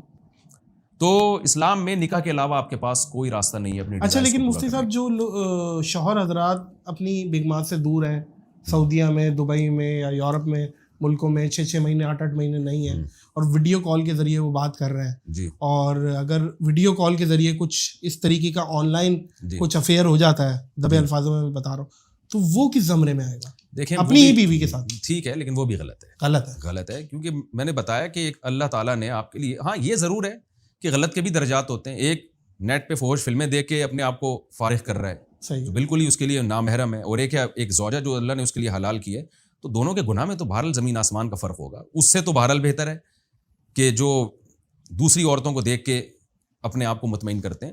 لیکن 6 مہینے بیویوں سے دور رہتے کیوں ہیں؟ قرآن مجید میں اللہ تعالیٰ نے وصاحبتہ وبنیہ, بیوی کو نا صاحبہ سے تعبیر کیا. صاحبہ کا معنی ساتھ رہنے والی. کسی رشتے کے لیے اللہ نے یہ لفظ استعمال نہیں کیا. تو اس لیے میں تو لڑکوں سے کہتا ہوں, جب تمہاری شادی ہو گئی نا تو یہ صاحبہ بن گئی ہے. صاحبہ کا مطلب اب یہ چپک گئی ہے تمہارے ساتھ. اب جہاں جاؤ گے نا, تو کراچی میں ایک لفظ سے بات ہے نا, پھلترو کی طرح چپک جانا, اب یہ تمہارے ساتھ چپک گئی ہے. اب تم کہیں بھی جاؤ اس کو لے کے جاؤ. حتی الامکان کوشش کریں کہ جب آپ جاب کرتے ہیں تو ساتھ لے کے, تو کم میں گزارا کر لیں, لیکن بیگم کے بغیر نہ رہیں آپ. خاندانی آدمی جہاں بھی جاتا ہے نا, کوشش کرتا ہے بیگم کے ساتھ جائے, اور اس پہ بھی ظلم ہے نا, اس پہ بھی تو ظلم ہے کہ وہ نکاح کر کے آپ کے یہاں آئی ہے, اس لیے تھوڑی آئی ہے. اور پھر جو 6 مہینے سال گھر سے باہر رہتے ہیں, پھر ریٹائرمنٹ کے بعد گھر آتے ہیں, وہ 60 سال کے بعد جب گھر آتے ہیں, تو کیا فائدہ یار, اس عورت پہ آپ نے کتنا ظلم کیا, وہ ساری زندگی آپ اس سے دور رہے ہیں, تو غلط ہے, یہ زیادتی ہے. اور شادی کے بعد اکثر مفتی صاحب کچھ شوہر حضرات, مطلب ایک مشاہدہ ہے میرا, دل بھر گیا بیوی کے ساتھ, دل تھوڑا سا ادھر ہو جاؤ یار, تھوڑا سا کروٹ لے لو, ایک وہ ہوتا ہے نا, ان کے بارے میں وہ کیسے دیکھیں معاملات بنے, اور کچھ تو ایک انسان کی نیچر ہے. اب وہ نیچر کی وجہ سے نیا دلہا نئی دلہن, وہ ایک محبت کے الگ ہی جذبات ہوتے ہیں, تھوڑے دنوں کے بعد اس میں قرار آ جاتا ہے, قرار آ گیا, تو اس میں نفرت کی حد تک قرار نہیں آنا چاہیے, نفرت کراہت نہیں آنی چاہیے. باقی یہ تو ظاہر ہے ٹائم گزرنے کے ساتھ. لیکن اس میں بیگمات کو بھی میں ریکویسٹ کروں گا, آپ کا شوہر سارا دن تھک کے آ رہا ہے, آپ تارا میرے کا تیل لگا کے سر پہ بیٹھی ہیں یار, خدا کی قسم ارنڈی کا تیل لگایا ہوا ہے, ناک کے بال جلا دیے ہسبینڈ کے آپ نے, وہ بولے گی یار میں خدا کی قسم گھر میں ماسی جو آ رہی ہے اس کے پاس سے جو بو آ رہی ہے اس سے زیادہ آپ کے پاس سے آ رہی ہے. آپ نے اپنا خیال نہیں رکھا ہوا صفائی کا, معاملات کا. نان بیوی کو بھی چاہیے 0 میٹر بنے یار, ہسبینڈ آ رہا ہے تھوڑا سا ویلکم کرے. یہ کیا خیال ہے, یہ بھی پوائنٹ کا حکم ہے نا, تو ہونا چاہیے. آپ کچھ اصل میں آج کل مسئلہ پتہ ہے کیا ہے, خواتین کے ساتھ جہاں تک میں نے آبزرو کیا ہے نا, خواتین چاہتی ہیں مرد ہماری طرف مائل ہو, وہ اس کے لیے اٹریکشن کا ذریعہ بھی بنتی ہیں. مردوں کے دماغ خراب ہو گئے ہیں, ان کو باہر اتنا کچھ دیکھنے کو مل رہا ہے نا کہ ان کو اپنی گھر کی خوبصورت بیوی بھی پسند نہیں آتی. آج جو زیادہ تر کی بات کر رہا ہوں, آپ کے اور جو لوگ سن رہے ہیں نا, جو مرد ان کے علاوہ کی بات کر رہا ہوں میں, جو اس پروگرام کو دیکھ رہے ہیں جی. آج کل جو یہ پہلے زمانے میں زیادہ یہ ہوتا تھا کہ مرد کو یہ شکایت ہوتی تھی کہ میری بیوی میرے لیے سنورتی نہیں ہے. آج زیادہ تر اس سے الٹا ہونا شروع ہو, زیادہ سنور رہی ہے. ہاں, خواتین چاہتی ہیں کہ مردوں کی محبت ملے, مگر مردوں کے باہر چسکے بہت ہو گئے ہیں, کیونکہ آفس میں کام کر رہے ہیں مرد, وہاں لڑکیاں ان کے ساتھ, یونیورسٹیوں میں پروفیسر پڑھا رہے ہیں, جوان لڑکیاں سامنے بیٹھی ہوئی ہیں, کو ایجوکیشن سسٹم ہے, ہر جگہ خواتین موبائل میں, تو آج بیوی کو وہ محبت مرد کی طرف سے نہیں مل رہی جو ونس اپون اے ٹائم ملا کرتی تھی. پہلے مردوں کو شکایت ہوتی تھی کہ جی وہ ہمارے لیے یہ بنتی سنورتی نہیں ہے. اب الٹا معاملہ زیادہ تر لوگوں کا الٹا ہو گیا. خواتین ترستی ہیں کہ ہمیں مردوں کی محبت ملے, اور مرد کے پاس باہر اتنے اس کو مزے لگ گئے ہیں کہ وہ اب لفٹ کرانا اس نے چھوڑ دیا ہے. اچھا پردے کے بھی معاملات تھوڑے سے آؤٹ ہوئے ہیں, اس پہ ایک بہت بڑا طبقہ اگر ہم بات کرتے ہیں نا تو ہمارے اوپر بول پڑتا ہے کہ تم دیکھ کیوں رہے ہو, سب سے پہلے نظر کا پردہ ہے. ٹھیک ہے ساری چیزیں, لیکن سامنے بھی تو عورت کو اللہ نے پابند کیا ہے نا, پابند بھی تو کیا ہے, وہ بھی تو دوپٹہ بھی تو شریعت ہے, امہات المومنین بھی تو مثالیں ہیں نا, ان کو بھی تو دیکھنا ہے, صرف مرد کا پردہ تو نہیں ہے. تو اس پہ میں بات پہلے بھی ہم پہ بھی تھوڑا سا اس پہ بیک لیش آیا تھا, عوام کچھ ایک طبقہ جو اس چیز پہ نا وہ چڑھ دوڑا تھا کہ انہوں نے پردے پہ کیسے بات کی. اچھا آج کل بائکوں پہ جو عورتیں بیٹھ رہی ہیں وہ کیا طریقہ کار آپ کے حساب سے کیا ہے؟ بھائی میرا خیال یہ ہے کہ جس طرح سے بیٹھتی ہمیشہ سے آ رہی ہیں اسی طرح بیٹھنا چاہیے. اونٹ پہ کس طرح والی مثال جو ہے نا, اونٹ پہ تو اس طرح بیٹھ ہی نہیں سکتے, نہیں بیٹھ سکتے نا, اونٹ کو آپ بائکوں پہ کیسے قیاس کر رہے ہیں؟ میں ایک بات ہے یہ ضرور ہے کہ جس طرح خواتین بیٹھتی ہیں اس میں دوپٹہ وغیرہ بائکوں کے پہیوں میں پھنسنے کا بڑا اندیشہ ہوتا ہے, بہت ہوتا ہے, سمٹ کے بیٹھے, سمٹ کپڑا کہیں لٹکا بنا ہو, لیکن بیٹھے اسی طرح جس طرح بیٹھتی آ رہی ہیں. اب اس پہ لوگ کہتے ہیں شرعی دلیل کیا ہے. دیکھیں شریعت انگلی پکڑ کے ایک ایک چیز میں آپ کو جزیات نہیں بتاتی. شریعت عورت سے حیا چاہتی ہے. حیا اس کس طریقے میں زیادہ ہے؟ شریعت چاہتی ہے عورت کے چلنے سے حیا جھلکے. موسیٰ علیہ السلام کا واقعہ قرآن میں اللہ نے بیان کیا نا, جاءت احداہما تمشی علی استحیاء. جب موسیٰ علیہ السلام نے 2 لڑکیوں کو پانی پلایا تو قرآن کہتا ہے دونوں میں سے ایک حیا کے ساتھ چلتی ہوئی آئی اور موسیٰ علیہ السلام سے کہنے لگی ان ابی یدعوک لیجزیک اجر ما سقیت لنا, آپ نے ہماری خدمت کی ہے, میرے والد اس کی اجرت دینا چاہتے ہیں. اب اس کے آنے کو اللہ نے کیا بیان کیا؟ حیا کے ساتھ آئی. حضرت یعقوب والے جی ہاں, جو موسیٰ علیہ السلام کے جو سسر تھے. تو اب اس سے پتہ چلتا ہے اسلام یہ چاہتا ہے عورت میں حیا نظر آئے. تو بائک میں حیا کس طرح زیادہ نظر آتی ہے؟ مردوں کی طرح بیٹھنے میں یا ایک طرف رخ کر کے بیٹھنے میں؟ یہ چیز ایسی ہے, یہ محسوس کرنے کی چیزیں ہیں. حیا, غیرت, ان کو لفظوں میں ایکسپلین نہیں کیا جا سکتا. اب میں کہوں شرم کی ڈیفینیشن کیا ہے, حیا کی ڈیفینیشن کیا ہے؟ بھائی حیا محسوس کرنے کی چیز ہے. میں اب پوچھوں کہ بھائی پیاس کی ڈیفینیشن کیا ہے؟ بھائی پیاس ایک محسوس کرنے کی چیز ہے. تو کچھ چیزیں ایسی ہوتی ہیں جن کو لفظوں میں ایکسپلین نہیں کیا جا سکتا, محسوس ہوتی. بے حیائی ایک, جب آپ کے اندر حیا ہوگی تو کوئی بے حیائی کا کام کرے گا, آپ کو محسوس ہوگا کہ یہ بے حیائی والا کام کر رہا ہے. تو عورت کی حیا کا تقاضا یہ ہے کہ وہ اسی طرح بیٹھے کہ دونوں پاؤں ایک طرف رکھے, جو ہماری خواتین جس طرح ہمیشہ سے بیٹھتی رہی ہیں. اچھا عورت لیکن اس میں خطرہ ہوتا ہے, کپڑا, جی اس چیز کا خیال کرنا, اس چیز کا بہرحال خیال رکھے. یہ جب ہے جب عورت بیٹھی بھی ہو پیچھے, خود ڈرائیو کر رہی ہو پھر تھوڑی ایسے بیٹھے گی, اگر بائک چلا رہی ہے. آج کل تو کر بھی نہیں ہے, آج کل تو کر بھی نہیں ہے.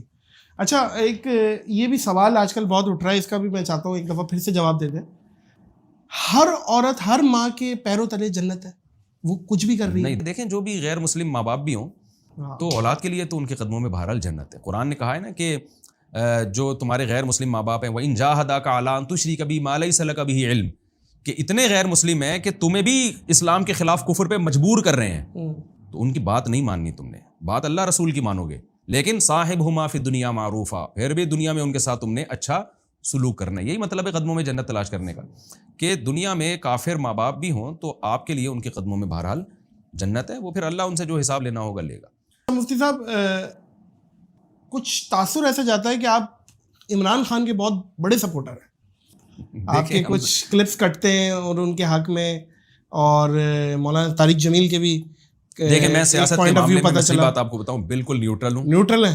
جو وزیر اعظم بھی کوئی اچھا کام کرے گا تو میں کہہ دیتا ہوں اچھا کام کیا ہے. تو خان صاحب کے آپ فین ہیں, کیا ہے, پسند کرتے ہیں؟ یہ بہت خطرناک ٹاپک ہے. اچھا, یہ تو ایک ایسا ہے کہ آگ لگانے والی بات ہے. اس وقت جو ملکی حالات چل رہے ہیں, ہم نے سب سے پہلے اسٹیٹ کو دیکھنا ہے, ریاست کو دیکھنا. واہ. تو جو چیز بھی اسٹیٹ کے مفاد میں ہوگی ہمیں اس کو پروموٹ کرنا چاہیے. باقی عمران خان نے جو اپنے دور حکومت میں اچھے کام کیے اس کو میں نے اچھا کہا, اور آج شہباز شریف اگر کریں گے تو میرا اس پہ بیان موجود ہے کہ ہم اس کو بھی اچھا کہیں گے. صحیح.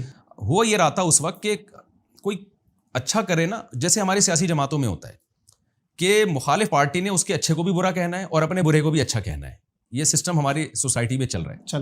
تو لوگوں کو ایک میسج دینا تھا کہ بھائی جو اچھا کرے اس کو اچھا کہنا چاہیے, اچھا کہنا چاہیے, اس کے کام کو اچھا کہنا چاہیے. بندے کو اچھا کہنا نہ کہنا یہ بہت مشکل کام ہے. یہ تو بہت, آپ نے کسی کے ساتھ سفر کیا اور طویل زندگی گزاری ہو, لیکن اتنا تو انسان گارنٹی لے سکتا ہے نا کہ جب کوئی اچھا کام ہو رہا ہو تو اس کو دوبارہ اپریشیٹ کرنا چاہیے. اچھا ڈاکٹر ذاکر نائک پہ ابھی ہم بات کر رہے تھے, آپ کے حساب سے ملیشیا تھوڑا سا اسکرین سے آف. ڈاکٹر ذاکر نائک صاحب کو اللہ ان کے جتنے بڑے بڑے ان کے مجمع ہوتے تھے اور وہ جلسے ہوتے تھے, ڈاکٹر ذاکر نائک کے ساتھ تو بہت ظلم زیادتی ہوئی ہے, لیکن ڈاکٹر صاحب کو شاید کسی نے صحیح مشورہ نہیں دیا. ڈاکٹر صاحب کو پاکستان آنا چاہیے تھا. یاد نہ کریں مفتی صاحب. دیکھیں یہاں سیکورٹی کے مسائل ہیں, میں مانتا ہوں, لیکن ہم نہیں رہتے یہاں پہ, ہمارے لیے مسائل نہیں ہیں. تو آپ سیکورٹی ٹائٹ رکھیں. بائی برتھ یہیں کے نا, یہاں ڈاکٹر صاحب کو ایسی سیکورٹی ملتی, لوگ جان دینے کے لیے ڈاکٹر صاحب پہ تیار ہو جاتے. بہت فالو, کوئی بال نہیں ان کا انشاءاللہ کچھ بیکا کر سکتا تھا. اچھا ان کو یہاں آنا چاہیے, بالکل 100%. کیونکہ پاکستان میں جس قدر آزادی سے ڈاکٹر صاحب اپنی اسپیچز کرتے, دنیا کے کسی کنٹری میں آپ اس کا تصور نہیں کر سکتے, کسی کنٹری میں نہیں آپ تصور, نہ ملیشیا میں, نہ ملیشیا میں تو کس کا ہولڈ ہے زیادہ, تو وہاں تو مہاتیر محمد تھے جب تک تو ٹھیک ہے, اب تو وہ تو بوڑھے ہو گئے ہیں بیچارے, نئی حکومت پتہ نہیں ان کے فیور میں ہوتی ہے نہیں ہوتی. ترکی آدھا سیکولر ہے آدھا مذہبی ہے, پاکستان ایک واحد ملک ہے, یہاں ان کے فالوورز بہت زیادہ ہیں. اور ڈاکٹر ذاکر نائک سے ہماری 2 میٹنگز ہوئی ہیں, انہوں نے مجھے دونوں دفعہ بتایا کہ جتنی سپورٹنگ مجھے پاکستان سے ہوتی ہے, یہاں کے علماء اور یہاں کی عوام سے, یہاں کے تاجروں سے, اتنی کہیں سے نہیں ہوتی. تو پتہ نہیں کس نے ان کے ذہن میں یہ بات بٹھا دی ہے کہ پاکستان نہ آئے, غلط ملک ہے اور یہ پکڑ کے حوالے کر دیں گے, یوں کر دیں گے. بھائی کوئی حوالے نہیں کرے گا آپ کو, آپ یہاں آئیں, آپ کو یہاں جو پروٹوکول ملے گا, جو عزت ملے گی, آپ تصور نہیں کر سکتے. پاکستان میں جتنی مذہب سے محبت ہے, اتنی دنیا میں عوام میں کسی سے اس پیمانے پر مذہب سے محبت نہیں ہے.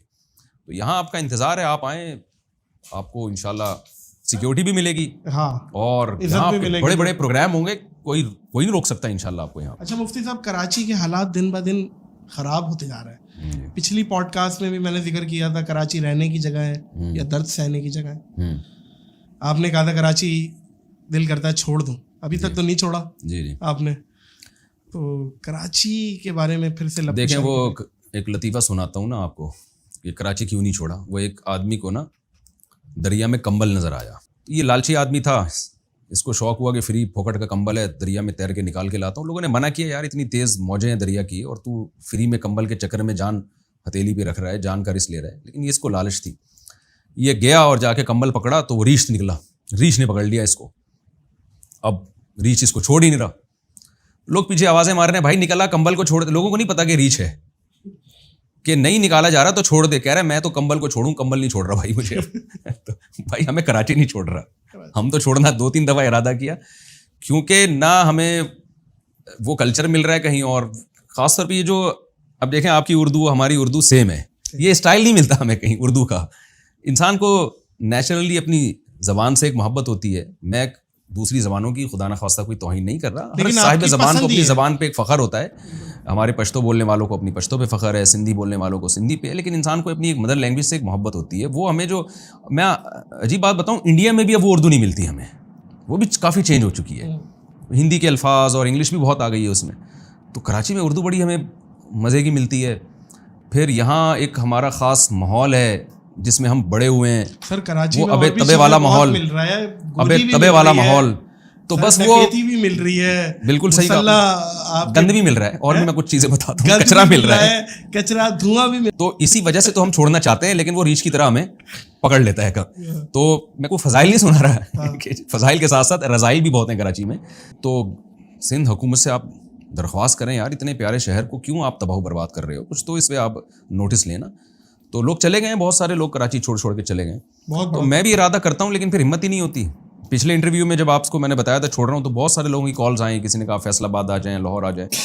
لیکن پھر یہی ہے کہ وہ چیخیں نکلنے لگتی ہیں جب کراچی چھوڑنے کی نکلنے لگتے ہیں نا, تو پھر میرے حساب سے اگر آپ کراچی کی ویسے ریپلیسمنٹ تو نہیں ہے کوئی, لیکن دیکھیں دینی ماحول کے لحاظ سے مجھے سب سے اچھا پشاور لگتا ہے. پشاور کا جو اچھا ایریا ہے, صاف ستھرے ایریاز ہیں, دینی ماحول بڑا زبردست ہے وہاں. اچھا کوئٹہ, پشاور. اچھا, لیکن جو ان کے جگتے مشہور ہیں فیصل آباد, ٹینشن فری لوگ ہیں, جگتے چلتے پھرتے کچھ نہ کچھ بولتے ہیں لازمی. ہاں جھکتے ہیں, اور یہ بات میں نے وہاں پہ دیکھا ہے. میں گھر والوں کے ساتھ جا رہا تھا اسلام آباد, تو ہم ٹرین سے جا رہے تھے, وہ 2007 کی بات ہوگی, میری 2 فیملیاں میرے ساتھ تھیں. اچھا, تو یہ بھی بڑا, سوری آپ کی بات کاٹ رہا ہوں, 2 فیملیاں, دونوں وائف ساتھ. ہاں دونوں وائف. اب مثال کے طور پہ روڈی پہ ایک وائف کو کیک دلا دیا آپ نے, جی, دوسری وائف نے دیکھ لیا. جی, اب اس موقع دلایا ہی نہیں تاکہ نہ دلائے نہ دیکھے. دونوں روزہ رکھ کے, نہیں روزہ نہیں, کھانا لے کر گئے تھے. اچھا, یار ہوٹل جو کھانا, یہ پرابلم نہیں ہوتی وہاں قورمہ کھل گیا اور وہاں سبزی کھل گئی, وہ قورمہ چل رہا ہے وہاں, یہ اس طرح نہیں. دیکھیں وہ کھانا تو ایسی چیز نہیں ہے نا کہ انسان اس میں, وہ تو سامنے والے کی مرضی کا کھانا, خاص طور پہ سفر میں. تو بھائی آپ کو کیا چاہیے, تو اس میں تو یہ نہیں کہ وہ اگلا کہ مجھے بریانی چاہیے, نہیں جی ہم تو آپ کو دال چاول کھلائیں گے, تو ایسا تو نہیں ہے. تو اگر کسی نے دال چاول کھائے تو اپنی مرضی سے کھائیں. اچھا, آپ سفر کر, تو میں گیا تو فیصل آباد جب ہماری گاڑی رکی نا ٹرین, تو کیا ہوا کہ اچانک لوگ آنے لگے. تو مجھے یہ تھا کہ ہمارے گھر والے پردہ کرتے ہیں, اس طرح سے لوگ چڑھ جاتے ہیں, بغیر ٹکٹ کے بیٹھ جاتے ہیں. تو میں نے اسٹیشن پہ ایک صاحب سے کہا کہ بھائی یہاں نہ آئیں, ہمارے ساتھ بچے ہیں, خواتین ہیں. اس نے کہا تو کراچی سے ہے؟ میں نے کہا جی. کہتے کہ توڑا قصور نہیں ہے, یعنی تیرا قصور نہیں ہے, تو اس طرح کی باتیں ہی کرے گا. ٹھیک ہے, جگت لگا کے نہ چلا گیا. تھوڑی دیر میں پھر ایک بندہ آ گیا. اب وہ بیٹھنے لگا تو میں نے اس کو کہا یار ذرا مستورات ہیں, پردہ کرتی ہیں. اس نے کہا ساڑھی ٹانگیاں ٹوٹیاں نہیں ہیں, ہماری ٹانگیں ٹوٹی بھی نہیں ہیں, ہم کھڑے ہو کے سفر کر لیں گے. تو مجھے لگا یار کوئی سیدھی بات ہی نہیں کرتا نا کوئی آدمی, جب بات کریں گے تھوڑا ٹیڑھی میڑھی نا گھما کے کرتے ہیں. تو خوش مزاج لوگ ہیں میرا خیال ہے, صحتیں اچھی ہیں, تو بس ہر بات کو نا ایک مزاج کے اس میں اور ایک دوسرے کو ٹائم دینا, مہمان نوازی. بلکہ میں مہمان نوازی تو حد درجے کی ہے, اس میں تو میں تھوڑا سا کراچی والے ناراض نہ ہوں مجھے اس بات سے. نہیں دیکھیں, کراچی میں ایک بخل ہے. کراچی میں ایک سخاوت یہ ہے کہ جہاں کوئی چندہ دینے کا مسئلہ ہوگا, مدارس کو یا زلزلہ آیا ہے, سیلاب, اس میں تو کراچی والوں کے سینے کھلے ہیں. مہمان نوازی میں مجھ سمیت میں بھی اس میں داخل, ٹائم ہی نہیں ہے بھائی. مہمان آ کے بیٹھ جائے, مہمان آگے نہیں کراتے, چائے کا نہیں پوچھیں گے جاتے ہوئے, جب مہمان اٹھ رہے ہیں اس لیے کہ تاکہ چلا جائے, ہاں چائے تو پی لیں. ہاں, تو وہ مہمان بولتا ہے کہ آپ کے چائے مہمان خود بناتے ہیں؟ میں تو بنا کے لے کے آ بھائی. بلکہ بعض دفعہ تو کسی کو بھگانا ہوتا ہے, آپ چائے تو نہیں پیئیں گے, وہ کہتے ہیں نہیں چلیں پھر ٹھیک ہے مجھے. ہاں, تو وہ ایک یہ بھی ہوتا ہے مفتی صاحب, ٹائم کیا ہوا, ٹائم ابے بار بار گھڑی کو دیکھ رہے ہوتے ہیں. یہ ایک بڑی غلط چیز ہے پنجاب میں اور کے پی کے میں. اس بارے میں لوگوں کے دل بڑے کھلے ہوئے ہیں. تو لیکن ویسے کراچی قربانی میں اور دینی کاموں پہ خرچ کرنے میں, اور جو کوئی بھی ڈیزاسٹر آتا ہے ہماری کنٹری میں, تو اس میں کراچی میرا خیال ہے سب سے آگے. اس میں تو کوئی دو رائے نہیں ہو سکتی. اچھا مفتی صاحب, یوٹیوب مونیٹائزیشن بھی آن ہے ماشاء اللہ. آپ جس طرح گھومتے ہیں ایک تاثر جاتا ہے کہ بھائی بڑے کروڑوں روپے کما رہے ہیں اور ارننگز ہو رہی ہیں اور یہ ہے تو وہ ہے, تو کیا ہے معاملات, وہ بھی تو بتائیں. یوٹیوب کا جو میرا چینل ہے نا, یہ مکمل امریکہ میں ایک کمپنی کے حوالے ہے جس کے اونر احمد طالب ہیں. ٹھیک ہے, تو یہ مکمل ان کے حوالے. مجھے مونیٹائزیشن کی اسپیلنگ بھی معلوم نہیں تھی, نہ مجھے یہ پتا تھا کہ یوٹیوب چینل ہوتا کیا ہے. میں سمپل جیسے بیان کرتا تھا اس طرح ہمیشہ سے کر رہا تھا. نہ میرے دل میں کبھی الحمدللہ اس پیسے کی لالچ آئی کہ میں نے اپنے بیانات سے کچھ کمانا ہے, نہ یوٹیوب کا کچھ مجھے پتا تھا. چینل بھی لڑکوں نے کھولا, مونیٹائز بھی انہوں نے کیا, اور مونیٹائزیشن کے لیے پہلے فتویٰ لیا مختلف مدارس سے کہ یہ شرعاً حلال ہے یا نہیں. اچھا, میں نے اپنے چینل کی جب مونیٹائزیشن کے لیے انہوں نے فتویٰ لیا تو وہ فتویٰ میں نے نہیں لکھا, کیونکہ میں اپنے بارے میں خود فتویٰ نہیں دیتا, دوسروں کے بارے میں دیا. صحیح ہے. تو ہم نے چینل کی مونیٹائزیشن کے جائز ہونے کا فتویٰ پہلے دوسرے چینلوں کو دے چکے. تو اس پہ بہت بحث ہوئی علماء کے درمیان کہ اس کی ارننگ حلال ہے یا حرام ہے, اس میں کیا فساد ہیں, کیا فائدے ہیں, وغیرہ وغیرہ. وہ پوری بحث مباحثے کے بعد اس کے جواز کا فتویٰ دیا گیا. ٹھیک ہے, لیکن اس میں یہ ہے کہ کچھ رقم صدقہ کرے, کیونکہ اس میں حرام کا بہرحال ایک آمیزش شامل ہوتی ہے, 5%, 10%. تو جتنے بھی یوٹیوبرز ہیں ان کو چاہیے کہ ٹوٹلی وہ حرام نہیں ہوتا, لیکن چونکہ حرام کی آمیزش ہو جاتی ہے اس میں, تو اس لیے ان کے لیے بہتر یہی ہے کہ 5 سے 10% ایک اندازے سے وہ رقم صدقہ کریں وہ, تاکہ باقی رقم ان کے لیے حلال ہو جائے. تو یہ چینل مونیٹائزیشن بھی ان کی طرف سے ہوئی, پیسے بھی امریکہ ہی میں ان کے اکاؤنٹ میں جاتے ہیں, تو وہاں سے وہ جتنے ہمارے لوگ کام کر رہے ہیں ان کی تنخواہیں بھی جاتی ہیں اور مجھے بھی بھیجتے ہیں وہ پیسے. تنخواہیں تو ٹھیک ٹھاک ہوں گی. ہاں, ہماری تو اچھی خاصی. ملینز میں؟ نہیں, ملینز میں تو نہیں ہے, لاکھوں میں, 6 سے 7 لاکھ روپے تنخواہوں میں جاتا ہے. صحیح. تو مجھے بھی بھیجتے ہیں وہ رقم, لیکن نہ مجھے اس کا حساب معلوم ہے, نہ میں نے ان سے کبھی پوچھا کہ آپ نے مجھے اتنے پیسے بھیجے, بنتے کتنے تھے. تو اب ایک چیز حلال ہے, تو اگر مجھے بھیج دیتے ہیں تو اس میں میرا خیال ہے کسی کو اعتراض نہیں ہونا چاہیے. تو اس میں کیا ہے کہ اگر ایک چیز دوسرے کے لیے حلال ہے تو مولوی کے لیے کیوں حلال نہیں ہے, اور حرام ہے تو پھر سب کے لیے حرام ہے, وہ سب کے لیے. تو اس میں اچھا بعض لوگوں کا اس میں یہ دعویٰ ہے کہ ہم نے ویڈیو وہ نہیں چلاتے, ایڈ, ہم اس میں دوسرے ایڈ چلاتے ہیں, تصویر والے. تو سوال پیدا ہوتا ہے کہ اگر ایک عورت کی تصویر ویڈیو میں آئے یا بغیر ویڈیو والے جو ایڈ آتے ہیں, تو خرابی تو دونوں میں ہو گئی نا. تو یہ کیسے ہو سکتا ہے کہ وہ جائز ہو اور یہ ناجائز ہو؟ اب مفتی صاحب ایک چیز جائز ناجائز کا تعلق اس سے ہے کہ پروموٹ کس چیز کو کر رہے ہیں آپ. میں اس کی ایک مثال دیتا ہوں نا, آپ نے ایک شیمپو بیچا, شیمپو پہ لڑکی کی تصویر ہے. صحیح ہے, یہ بھی تو بے حیائی ہی کو پروموٹ کرنے والی بات ہے. لیکن وہ شیمپو والا کیا کہے گا, بھائی میں شیمپو بیچ رہا ہوں, اس میں ایک ضمناً ایک چیز آ رہی ہے. تو یہ جو آپ کو مونیٹائزیشن میں جو ایڈورٹائز کے پیسے ملتے ہیں, یہ جو ایڈورٹائزمنٹ ہے, یہ لڑکیوں کی ایڈورٹائزمنٹ کے پیسے نہیں مل رہے ہوتے, اس پروڈکٹ کی ایڈورٹائزمنٹ کے پیسے مل رہے ہوتے ہیں. ہاں, تو پروڈکٹ اگر جائز ہے تو اس کی ایڈورٹائزمنٹ کے پیسے بھی جائز ہیں. پروڈکٹ ہی اگر حرام ہے, شراب کا ایڈ چل رہا ہے, اس کی ٹوٹلی ارننگ حرام ہے. صحیح. تو یہ دودھ کا ایڈ ہے, علم میں لوگوں کی عمق نہیں ہے, گہرائی نہیں ہے. تو سرسری طور پر ایک چیز دیکھ لی, تو وہ آپ نے ایک موبائل کی شاپ کرائے پر دی اپنے دوست کو, اس نے لڑکی کو لے جا کے بٹھا دیا. صحیح ہے, کیا ارننگ حرام ہو جائے گی؟ نہیں ہوگی, کیونکہ بیچ تو وہ موبائل رہی ہے نا. اس کو ویسے کہا جائے گا کہ یار لڑکی کے بجائے کسی بندے کو بٹھا دو, یا اگر لڑکی آتی ہے تو پراپر ڈریس میں بیٹھے, لیکن اس سے ارننگ آپ کی حرام نہیں ہو جائے گی. کیونکہ ارننگ جو خاتون جو بیچ رہی ہے موبائل, تو پیسے اس کو موبائل کے مل رہے ہیں اور آپ کو دکان کا کرایہ مل رہا ہے. ہاں, شراب اگر آپ اس میں بیچنا شروع کر دیں گے اس کی ارننگ بھی حرام ہو جائے گی اور رینٹ بھی حرام ہو جائے گا. تو یہ فرق ہے. یہ ایک سوال میں اکثر سوچتا ہوں آپ سے پوچھوں, لیکن مجھے نہیں یاد کہ پچھلی پوڈ کاسٹوں میں پوچھا ہوں. آپ یہ جو دینی ماحول میں آئے, سب سے پہلے وہ دن کون سا تھا جب آپ نے یہ فیصلہ کیا کہ میں نے دین کے لیے کام کرنا ہے؟ جی. اور کیا یہ گھر میں شروع سے یہ ماحول تھا یا آپ آئے ہیں اس کے بعد بنائے, وہ بتائیے. دیکھیں, میرے والد صاحب تبلیغی جماعت کے امیر تھے ہمارے محلے کے, اور شیخ الحدیث مولانا زکریا رحمۃ اللہ علیہ ان سے ان کا تعلق تھا, مولانا حسین مدنی رحمۃ اللہ سے تعلق تھا. تو والد صاحب پاکستان نیوی میں تھے, حافظ قرآن تھے, تہجد گزار تھے. میری والدہ بھی الحمدللہ تہجد گزار تھیں. تو گھر کا ماحول ہمارا دینی تھا. تو لیکن یہ ہے کہ ہم کراچی کے اسکولوں کے پڑھے ہوئے, وہی جو کراچی کے لونڈے لپاڑے ہوتے ہیں, زندگیاں سب کی ایسی گزرتی ہیں. ماحول میں نہیں تھے, ماحول میں نہیں تھا. والد صاحب نے نماز کی تو سختی کی ہمارے اوپر, اور بڑوں سے بدتمیزی نہیں کرنے دیتے تھے. یہ ہمارے گھر میں خاندان میں اس کا بہت ہے کہ کسی بڑے کے ساتھ بدتمیزی نہ کریں, تمیز ہونی چاہیے. تو اس کا فائدہ ہمیں یہ ہوا کہ جو اسکولوں میں غیر اخلاقی حرکتیں ہوتی ہیں نا, اس سے اللہ نے ہمیں بچایا.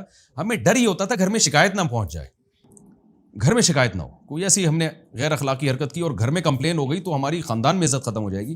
اس چیز نے مجھے الحمدللہ بہت ساری بڑی برائیوں سے روک لیا کہ خاندان کا ایک پیچھے خوف تھا.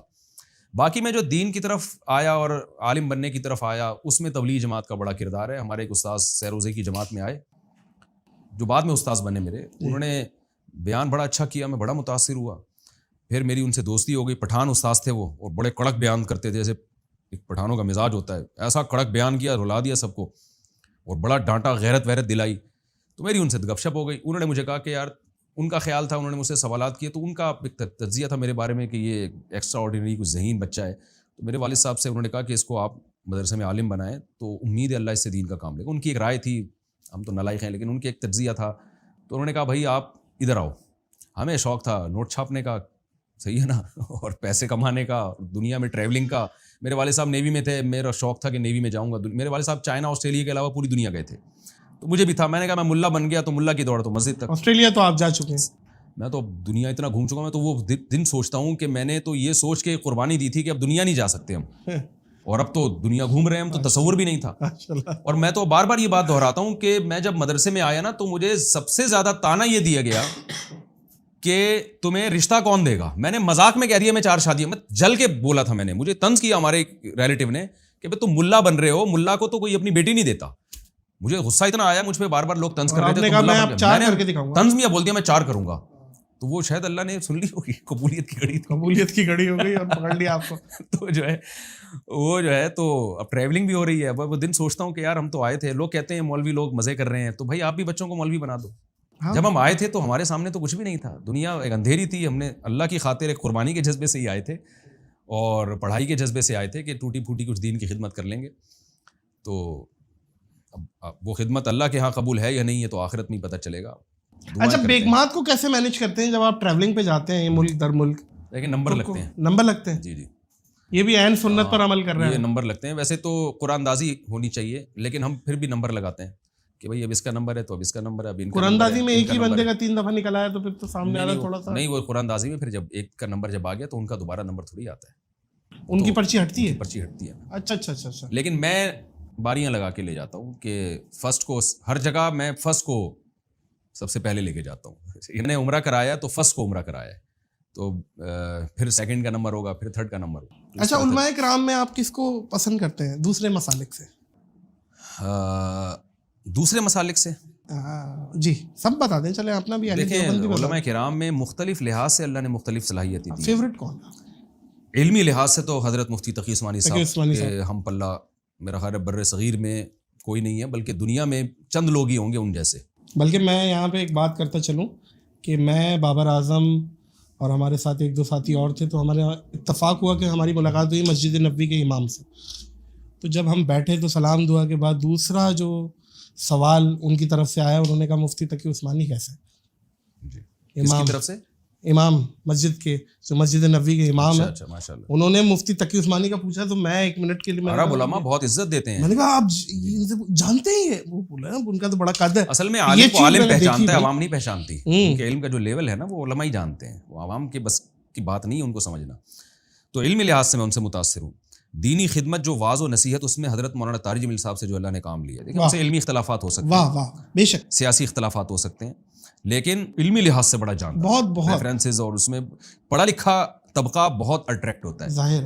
تو یہ چند بڑی شخصیات ہیں, ہمیں ان سب نہیں بالکل بالکل بالکل. مفتی صاحب سر مزے کو مزہ آ گیا. آپ کے ساتھ دہشت لگتی ہے. معزز خواتین و حضرات, مفتی صاحب بیٹھے تو مفتی صاحب نے بولا یار 2 پوڈکاسٹ کر لی 1.5 گھنٹے کی, اب کیا کرو گے یار. میں نے کہا آپ بیٹھے تو وہ بتاؤں, یہ مجھے بلا رہے ہیں 1 مہینے سے. میں نے کہا بھائی آپ کے پاس اب سوالات ختم نہیں ہو گئے کیا؟ آپ اتنے 2 پوڈکاسٹ ہو گئی ہیں 1.5 گھنٹے کی. تو میں آیا ہوں تو پتا چلا یہ تو پورا ایک پلندہ کھلا ہوا ہے ان کے پاس. نہیں پرے لے کے بیٹھے ہوئے ہیں, پرے لے کے. اور پھر اس کے بعد آپ یقین کریں دماغ میں جتنے پرے چل رہے ہیں, میں یہ اپنے کیمرہ مین اور وہ لوگ یوں کر رہے ہیں تو میں پوڈ کاسٹ ختم کر رہا ہوں. ادروائز پوڈ کاسٹ ختم ہونے کا ٹائم نہیں ہے.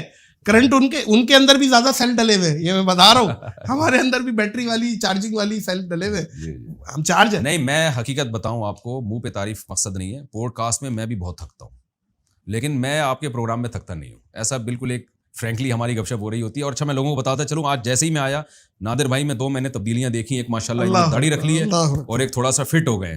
وہ ہمارے ایک دوست نے بڑی اچھی بات کی, عالم ہے, وہ عالم ہے, کہنے لگے کہ لوگ اس پہ تو کرتے ہیں کہ داڑھی کا سائز سنت کے مطابق کتنا ہونا چاہیے, تو یہ بھی تو ہے, پیٹ کا بھی سنت کا مطابق ایک سائز ہونا چاہیے. تو ایک تو قدرت کی طرف سے بعض لوگوں کا پیٹ بڑھا ہوا ہوتا ہے, وہ تو قدرت کی طرف سے. بعض صحابہ بھی جسم میں بھاری تھے, لیکن ایک ہوتا ہے بد پرہیزی کی وجہ سے. تو ماشاءاللہ نادر بھائی اب جم بھی جانے لگے ہیں, اور تھوڑے سے جو آڑے ترشے ہو رہے تھے اب تھوڑا سا مینیج ہونا شروع ہوئے. تو داڑھی کا سائز بھی سنت کے مطابق ہونے والا ہے انشاءاللہ, اور امید ہے پیٹ کا سائز بھی. بڑی اچھی بات ہے. اللہ آپ کو اس پہ استقامت دے, اللہ استقامت دے, اور اللہ راضی ہو جائے. اللہ کے رسول کے لیے یہ کر رہے ہیں ماشاءاللہ, بس اللہ کا رسول راضی ہو جائے. بہت شکریہ مفتی صاحب, اللہ آپ کو سرخاب کے پر لگائے. اللہ آپ کو مزید, میں کچھ شخصیات ایسی ہیں جن کے لیے میں نے یہ کہا ہے ابھی اللہ نے آپ کو کم دی عزت, آپ کو اور ملنی ہے.